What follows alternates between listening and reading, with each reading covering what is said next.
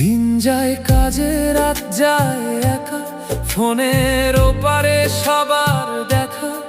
টাকার জন্য সবকিছু ছাড়া, মনটা শুধু দেশে পড়া।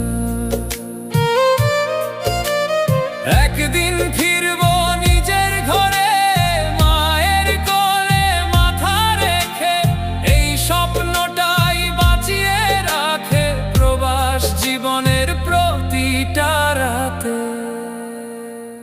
প্রবাস জীবনের এই গল্প, চোখে জমে অশ্রু ব্যথা,